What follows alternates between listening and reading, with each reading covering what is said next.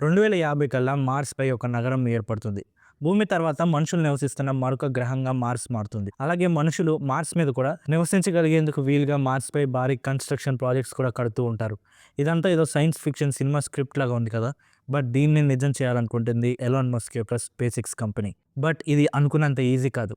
మార్స్‌ని colonise చేయాలంటే దీనికి వేల కోట్ల డాలర్ల ఖర్చు, వేల రాకెట్ లాంచెస్, కొన్ని కోట్ల నష్టాలు భరించాలి. అంత చేసినా ఈ కల నిజమవుతుందా లేదా అంటే సైంటిస్టుల ముందు దీనికి సరైన సమాధానం లేదు. ఈ ప్రాజెక్ట్ సైంటిస్టులకి అతిపెద్ద సవాలు. అయినప్పటికీ దీనికోసం ఒక ప్లాన్, ఒక విజన్, ఒక పద్ధతితో ముందుకెళ్తుంది స్పేస్ ఎక్స్ కంపెనీ. మార్స్ కాలనైజేషన్‌కి ఒక టైమ్ లైన్ ప్లాన్ రెడీ చేసింది. ఈ ప్లాన్ సక్సెస్ అయితే మనుషులు మరో గ్రహం మీద కూడా నివసించొచ్చు. సో అసలు ఎలాన్ మస్క్ ఏం చేయబోతున్నాడు? మార్స్‌పై నగరం ఎలా నిర్మించబోతున్నారు? ఇది సాధ్యమయ్యే పనేనా అనే విషయాల్ని ఈ వీడియోలో చెప్పబోతున్నాను. వీడియో చాలా ఇంట్రెస్టింగ్‌గా ఉంటుంది. సో ఎక్కడ స్కిప్ చేయకుండా చివరి వరకు చూడండి. ఇక ఆలస్యం చేయకుండా వీడియోలోకి వెళ్ళిపోదాం. వేరే గ్రహాలతో పోలిస్తే మనుషులు నివసించడానికి మార్స్‌కి ఒక అడ్వాంటేజ్ ఉంది. అలాగే ఒక డిసడ్వాంటేజ్ కూడా ఉంది. మార్స్‌పై నగరం నిర్మించాలంటే దాన్ని ఒక సెల్ఫ్ సస్టైనింగ్ సిటీగా తయారు చేయాలి. ఎందుకంటే ఎర్త్ అలాగే మార్స్ మధ్య యావరేజ్ డిస్టెన్స్ 20 కోట్ల కిలోమీటర్లు. ఈ డిస్టెన్స్ కొన్నిసార్లు పెరుగుతుంది, కొన్నిసార్లు తగ్గుతుంది. ఎందుకంటే 2 ప్లానెట్స్ సన్ చుట్టూ ప్రత్యేక ఆర్బిట్స్‌లో ట్రావెల్ చేస్తూ ఉంటాయి. సో ఈ రకంగా చూస్తే మార్స్ దాకా చేరుకోవడానికి ఆల్మోస్ట్ 100-200 డేస్ టైం పడుతుంది. సో ఇదే పెద్ద ప్రాబ్లమ్. దీనికి చాలా టైం పడుతుంది. కొన్నిసార్లు 2 గ్రహాలు సన్ చుట్టూ ఆపోజిట్ ప్లేసెస్‌లో ఉండొచ్చు. సో దీనికి చాలా ఖర్చు కూడా అవుతుంది. అంతేకాదు ఎర్త్ నుండి మార్స్‌కి సిగ్నల్స్ పంపిస్తే అవి చేరుకోవడానికి యావరేజ్‌గా 20 నిమిషాల టైం పడుతుంది. సో ఎర్త్‌ని బేస్ చేసుకొని మార్స్ మిషన్స్ చేయలేం. ఎక్కువ ఎర్త్ మీద డిపెండ్ అవ్వకుండా ఉండే విధంగా మార్స్ సిటీని సెల్ఫ్ సస్టైనింగ్‌గా డెవలప్ చేయాలి. ఇక్కడే మార్స్‌కి ఒక అడ్వాంటేజ్ ఉంది. మార్స్ మీద డే, నైట్ ఆల్మోస్ట్ ఎర్త్‌కి ఈక్వల్‌గా ఉంటుంది. సో సన్‌లైట్ కోసం మూన్ మీదలాగా వారాల వరకు వెయిట్ చేయక్కర్లేదు. ఈజీగానే సోలార్ ఎనర్జీ జనరేట్ చేయొచ్చు. 24 అవర్ డే నైట్ సైకిల్ ఉంటే మనుషులు మార్స్‌పై నివసిస్తున్న వారి జీవన విధానానికి ఎలాంటి ఇబ్బంది ఉండదు. జస్ట్ ఎలక్ట్రిసిటీనే కాదు, ప్రతిదీ మార్స్‌పై మనమే తయారు చేసుకోవాలి. మార్స్‌పై ఎన్నో రిసోర్సెస్ ఉన్నాయి. సో వీటన్నిటిని బయటికి తీయటానికి, వీటితో మనకు కావాల్సినవి జనరేట్ చేసుకోవడానికి మార్స్‌పై పెద్ద పెద్ద ఇండస్ట్రీస్‌ని నిర్మించాలి. ఇలా చేస్తే కొన్ని రోజులకు మార్స్ మిషన్స్ కోసం ఎర్త్‌పై డిపెండ్ అవ్వడం మానేసి కంప్లీట్‌గా మార్స్ పైనే డిపెండ్ అవుతారు. ఎర్త్ అలాగే మార్స్ రెండిటిపై సైమల్టేనియస్‌గా మనుషులు నివసిస్తూ ఉంటారు. ఇదే సైంటిస్టుల యొక్క గోల్. సో దీనికోసం ఎంతో ప్లానింగ్ చేయాలి. మార్స్‌పై మెగా ప్రాజెక్ట్స్ చేయాలి. ఈ మెగా ప్రాజెక్ట్స్‌ని స్పేస్ ఎక్స్ మొదటిగా రోబోట్స్‌తో మొదలుపెడుతుంది. మార్స్‌ని కొన్ని వందల కొద్ది రోబోట్స్ ఆక్రమించుకుంటాయి. సో మనుషులు అక్కడికి చేరుకున్నప్పటికీ వారు కూడా ఈ రోబోట్స్ యొక్క అడుగుజాడల్లోనే నడుచుకోవాలి. ఈ రోబోట్స్‌లో ముఖ్యమైనది ఆప్టిమస్. ఇది టెస్లా కంపెనీ తయారు చేసిన ఒక fully autonomous AI powered humanoid robot. మనుషుల బదులుగా ఇది అన్ని పనులు చేసి పెడుతుంది. ఈ రోబోట్స్‌ని టెస్లా స్పేస్ ఎక్స్ మార్స్ మిషన్‌కి తగ్గట్టుగా డిజైన్ చేస్తుంది. సో మార్స్‌పై మనుషులు చేయాల్సిన పనులు మన కోసం ఈ రోబోట్స్ చేసి పెడతాయి. ఈ రోబోట్స్ వెళ్లి మనుషులకు ప్రమాదంగా ఉండే ఈ గ్రహాన్ని మనం జీవించడానికి వీలుగా ఉండేలా మారుస్తాయి. మార్స్ మనుషులకు చాలా ప్రమాదకరమైన గ్రహం. దీనికి కారణం ఈ గ్రహానికి అట్మాస్ఫియర్ ఉండదు, అలాగే మ్యాగ్నెటిక్ ఫీల్డ్ కూడా ఉండదు. మార్స్ సర్ఫేస్ అంటార్కిటికా కంటే కోల్డ్‌గా ఉంటుంది. అదే సమయంలో సహారా డెజర్ట్ కంటే డ్రైగా ఉంటుంది. ఇక్కడ విపరీతమైన డస్ట్ స్టార్మ్స్ వస్తాయి. అట్మాస్ఫియర్ లేకపోవడంతో ఏదైనా నిమిషాల్లో ఎవాపరేట్ అయిపోతుంది. సో ఆస్ట్రోనాట్స్ వారి స్పేస్ సూట్స్ తీసేస్తే ఒకేసారి ఎవాపరేట్ అయిపోతారు, ఫ్రీజ్ అయిపోతారు కూడా. బట్ అలా అని స్పేస్ సూట్స్ ధరించినప్పటికీ మ్యాగ్నెటిక్ ఫీల్డ్ లేకపోవడం వల్ల ఎక్స్‌ట్రీమ్ రేడియేషన్‌ని తట్టుకోవాలి. సో ఏ రకంగా చూసినా మనుషులకు మొదట ఇది చాలా ప్రమాదకరం. ఆస్ట్రోనాట్స్ ఈ గ్రహానికి వెళ్ళినా వారు అక్కడ ఉండడానికి ఏమీ ఉండదు. సో రోబోట్స్ ముందుగా వెళ్ళి ఆస్ట్రోనాట్స్ కోసం సురక్షితమైన ప్రాంతాలను నిర్మిస్తాయి. సో ఫస్ట్ ఫేజ్‌లో స్పేస్ ఎక్స్ ఈ ఆప్టిమస్ రోబోట్స్‌ని లాంచ్ చేయబోతుంది. ఈ ఫస్ట్ ఫేజ్‌ని నిజానికి 2026లో చేయడానికి ప్లాన్ చేశారు. బట్ నాసా ఆర్టెమిస్ మిషన్ అలాగే మరికొన్ని టెక్నాలజీ అడ్వాన్స్‌మెంట్స్ కోసం ఈ మిషన్‌ని 2028 వరకు పోస్ట్‌పోన్ చేశారు. ఈ ఫస్ట్ ఫేజ్‌లో 5 స్టార్‌షిప్ ల్యాండర్స్ ప్రతిదాన్ని 10 టన్స్ ఆఫ్ పేలోడ్‌తో లాంచ్ చేయబోతున్నారు. ఈ 10 టన్స్ ఆఫ్ పేలోడ్‌లో టెస్లా ఆప్టిమస్ రోబోట్స్ కూడా ఉంటాయి. ఈ ఫస్ట్ ఫేజ్ యొక్క టార్గెట్ అట్‌లీస్ట్ ఒక్క స్టార్‌షిప్ అయినా క్రాష్ అవ్వకుండా మార్స్‌పై ల్యాండ్ అవ్వాలని. సో ఈ ఫస్ట్ మిషన్ నిజానికి ఒక రిహార్సల్ లాంటిది.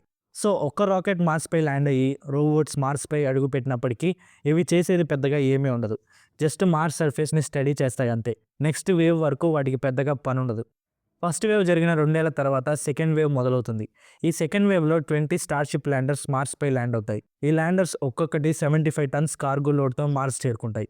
ఈ పేలోడ్‌లో ఎక్కువ కన్‌స్ట్రక్షన్ లేదా ఇన్‌ఫ్రాస్ట్రక్చర్ మెటీరియలే ఉంటుంది.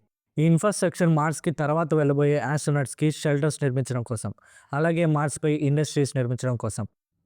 ఈ ల్యాండర్స్ అన్నీ ల్యాండ్ అవ్వడానికి, అలాగే మనుషులు నివసించడానికి స్పేస్ ఎక్స్ మార్స్‌పై ఒక ఏరియాని సెలెక్ట్ చేసింది. ఈ ఏరియా పేరు ఆర్కేడియా రీజియన్. ఈ ఏరియా ఒలింపస్ మాన్స్ అనే మౌంటైన్‌కి నార్త్ ఈస్ట్‌లో ఉంటుంది. ఈ ఒలంపస్ మాన్స్ సోలార్ సిస్టంలోనే అతిపెద్ద మౌంటైన్ అలాగే వోల్కెనో. ఈ ఆర్కేడియన్ రీజియన్ ఒక ఫ్లాట్ ప్లేన్. ఈ ఏరియాలో వాటర్ అలాగే ఐస్ డిపాజిట్స్ ఎక్కువగా ఉన్నట్లు సైంటిస్టులు నమ్ముతారు. ఈ ఆప్టిమస్ రోబోట్స్ మార్స్పై నిర్మించబోయే ఇన్ఫ్రాస్ట్రక్చర్లో ముఖ్యంగా రెండు ఉంటాయి. వాటిలో ఒకటి వాటర్ ట్రీట్మెంట్ ప్లాంట్. ఎర్త్ నుండి మార్స్ దాకా వాటర్ తీసుకెళ్లాలంటే చాలా కష్టం. వాటర్ డెలివరీకి ఆల్మోస్ట్ 8 months టైం పడుతుంది. ఆ టైంలో మనుషులకు వాటర్ లేకపోతే చాలా కష్టం. సో వాటర్ని అక్కడే తయారు చేసుకోవాలి. యూజ్ చేసిన వాటర్నే మళ్ళీ మళ్ళీ రీసైకిల్ చేయాలి. వాటర్ జస్ట్ తాగడానికే కాదు, ఇంకా ఎన్నో వాటికి యూజ్ అవుతుంది. వాటర్ని హైడ్రోజన్ అలాగే ఆక్సిజన్గా బ్రేక్ డౌన్ చేస్తే బ్రీతింగ్ కోసం ఆక్సిజన్ కూడా అందుబాటులో ఉంటుంది. హైడ్రోజన్ విషయానికి వస్తే హైడ్రోజన్ రాకెట్ ఫ్యూయల్ మేకింగ్లో ఇంపార్టెంట్ ఎలిమెంట్. మార్స్కి వెళ్ళిన ఆస్ట్రోనట్స్ ఎప్పటికీ అక్కడే ఉండలేరు. సో తిరిగి రావడానికి రాకెట్స్కి ఫ్యూయల్ కావాలి. ఎర్త్ నుండి ఈ ఫ్యూయల్ ముందే తీసుకెళ్ళటం చాలా కష్టం. ఎందుకంటే ఇది చాలా వెయిట్ ఉంటుంది. బట్ అలా అని రిటర్న్కి సరిపడా రాకెట్ ఫ్యూయల్ లేకుండా వెళ్తే అక్కడే ఇరుక్కుపోయే ఛాన్స్ ఉంది. సో ఈ రోబోట్స్ కట్టబోయే second important infrastructure project rocket fuel production plant. Hydrogen rocket ఫ్యూయల్లో భాగం. బట్ జస్ట్ హైడ్రోజన్ ఒకే ఎలిమెంట్నే ఫ్యూయల్లో యూజ్ చేయలేరు. ఎందుకంటే ఇది చాలా విచిత్రమైన ఎలిమెంట్. హైడ్రోజన్ చాలా అన్స్టేబుల్గా ఉంటుంది. దీనికోసం స్పేస్ ఎక్స్ రాకెట్ ఫ్యూయల్ కోసం మీథేన్ని వాడుతుంది. Methane formula CH4. అంటే 4 హైడ్రోజన్ ఆటమ్స్తో ఒక కార్బన్ ఆటమ్ కంబైన్ అయి ఉంటుంది. సో ఈ కార్బన్ ఆటమ్ హైడ్రోజన్ని స్టెబిలైజ్ చేస్తుంది. దీనికోసం మార్స్ అట్మాస్ఫియర్ నుండి కార్బన్ ఎక్స్ట్రాక్ట్ చేయడానికి కార్బన్ ఎక్స్ట్రాక్షన్ ఎక్విప్మెంట్ కూడా అవసరం.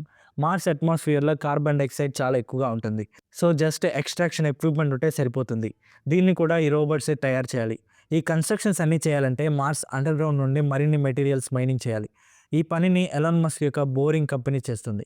ఈ బోరింగ్ కంపెనీ మార్స్ మిషన్స్ కోసమే స్పెషల్గా మైనింగ్ టెక్నాలజీని తయారు చేస్తుంది. సో ఇవన్నీ కంప్లీట్ అయ్యి అనుకున్నవన్నీ కరెక్ట్గా జరిగితేనే నెక్స్ట్ ఫేజ్ స్టార్ట్ అవుతుంది. నెక్స్ట్ ఫేజ్లో ఆస్ట్రోనట్స్ మార్స్కి వెళ్తారు. ఈ థర్డ్ ఫేజ్లో 100 స్టార్షిప్ ల్యాండర్స్ మార్స్ చేరుకుంటాయి. ప్రతి ల్యాండర్ 150 tons కార్గోని క్యారీ చేస్తుంది. ఇందులో ఆస్ట్రోనట్స్ కూడా ఉంటారు. ఆస్ట్రోనట్స్ మార్స్ చేరుకున్నాక ఆస్ట్రోనట్స్ కూడా కొన్ని మెగా ప్రాజెక్ట్స్ నిర్మించాలి. వాటిలో మొదటిది సోలార్ పవర్ ప్లాంట్. రోబోట్స్కి చాలా తక్కువ పవర్ సరిపోతుంది. ఈ పవర్ కోసం రోబోట్స్ జస్ట్ చిన్న సోలార్ ఎక్విప్మెంట్స్ మీద డిపెండ్ అవుతాయి. ఈ రోబోట్స్ మీద కూడా చిన్న చిన్న సోలార్ ప్యానెల్స్ ఉంటాయి. బట్ ఒక్కసారి మనుషులు ఎంటర్ అయ్యాక ఈ పవర్ సరిపోదు. మనుషులకు కావాల్సిన oxygen generators, water treatment plants ఇవన్నీ పనిచేయాలి. మనుషులు నివసించే షెల్టర్స్లో లైట్స్ కావాలి. ఇలా ఎన్నో రకాల అవసరాలు ఒక్కసారి మార్స్పై మనుషులు అడుగుపెట్టిన మరుక్షణం మొదలవుతాయి.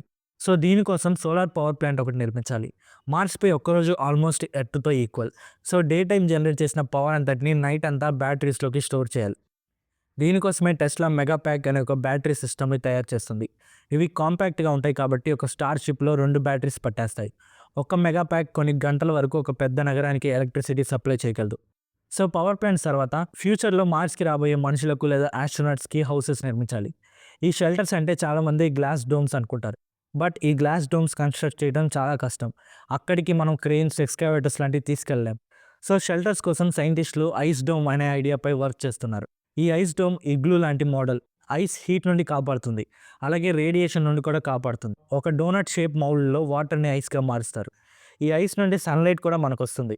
ఈ ఐస్ హౌసెస్కి ప్రొటెక్షన్గా మార్స్ రాక్స్ని కూడా యూజ్ చేసుకోవచ్చు. ఇక ఆ తర్వాత ఫుడ్. మార్స్కి ఎర్త్ నుండి మనం చాలా ఫుడ్ తీసుకెళ్ళాలి. బట్ ఈ ఫుడ్కి ఎక్స్పైరీ ఉంటుంది. ఒకవేళ ఫుడ్ తీసుకెళ్ళటం డిలే అయితే ఫుడ్ లేకుండా అక్కడున్న వాళ్ళు చనిపోయే ప్రమాదం ఉంది. సో దీనికోసమే మార్స్ మీదే ఫుడ్ ప్రిపేర్ చేసుకోవాలి. బట్ మార్స్ మీద ఫార్మింగ్ చాలా కష్టం. ఆఖరికి భూమి మీదే ఫార్మింగ్ ఎంతో కష్టం. అకాల వర్షాలు, తుఫాన్లు, కొన్నిసార్లు వర్షాలు లేకపోవడం, ఇలా ఎన్నో రకాలుగా పంటలు పండవు, పండిన పంటలు పాడైపోతాయి. సో థిన్ అట్మాస్ఫియర్ ఉండి అన్ప్రెడిక్టబుల్ నేచర్ ఉన్న మార్స్పై ఇంకెంత కష్టంగా ఉంటుందో మీరే ఆలోచించండి. సో ఒకవేళ మార్స్పై ఫార్మింగ్ చేస్తే స్ట్రాంగ్ షెల్టర్డ్ ల్యాబ్స్లోనే ఫార్మింగ్ చేయాలి. వీటితో పాటు మరో సమస్య కూడా ఉంది, అదే సాయిల్. మార్స్ సాయిల్లో టాక్సిక్ కెమికల్స్ ఉంటాయి. సో భూమి నుండి సాయిల్ తీసుకువెళ్ళాలి, లేదా మార్స్ సాయిల్ని ప్యూరిఫై చేసి టాక్సిక్ కెమికల్స్ రిమూవ్ చేయాలి. దీనికోసం మార్స్పై మరో ఇండస్ట్రీని కూడా నిర్మించాలి. ఈ 2 పనులు కూడా ఎంతో ఖర్చుతో కూడుకున్న పనులు. సో ఇవన్నీ సైంటిస్టుల యొక్క ప్లాన్స్. బట్ ఇవన్నీ సక్సెస్ అవుతాయా లేదా అనేది అతిపెద్ద ప్రశ్న. ఒకవేళ సక్సెస్ అయితే మార్స్పై మనుషుల జీవనానికి మొదటి అడుగు పడినట్టే. బట్ ఈ మొదటి అడుగుతో మనుషులు ఇక మార్స్పై జీవనం మొదలు పెట్టచ్చా అంటే ఈ ప్రాజెక్ట్ సక్సెస్ అయినప్పటికీ అసాధ్యమే. ఎందుకంటే జస్ట్ ఇవి చేసినంత మాత్రాన మార్స్పై మనుషులు నివసించడానికి వీలుగా మారుతుంది అనుకుంటే అది పెద్ద పొరపాటే. మార్స్పై మనుషులు నివసించడానికి వీలుగా మారాలంటే ఇలాంటి ప్రాజెక్ట్స్ ఇంకెన్నో చేయాలి. మార్స్ దాకా వెళ్ళడానికి అయ్యే ఖర్చు కూడా తగ్గించాలి. ఆల్మోస్ట్ అన్ని మెటీరియల్స్ మనకి మార్స్ భూభాగం నుండే లభించాలి. అప్పుడు మాత్రమే ఈ గ్రహం మనుషులు నివసించడానికి వీలవుతుంది. అప్పటిదాకా అయితే ఆస్ట్రోనట్స్ మాత్రమే ఈ గ్రహంపై నివసిస్తూ ఉంటారు. సో 2050 కల్లా మార్స్పై నగరం కంప్లీట్ అవుతుందో లేదో మీరేమనుకుంటున్నారో కామెంట్ చేయండి. వీడియో నచ్చితే ఖచ్చితంగా లైక్ చేసి సబ్స్క్రైబ్ చేయండి. మళ్ళీ కలుద్దాం మరొక ఇంట్రెస్టింగ్ సైన్స్ వీడియోతో. Thanks for watching.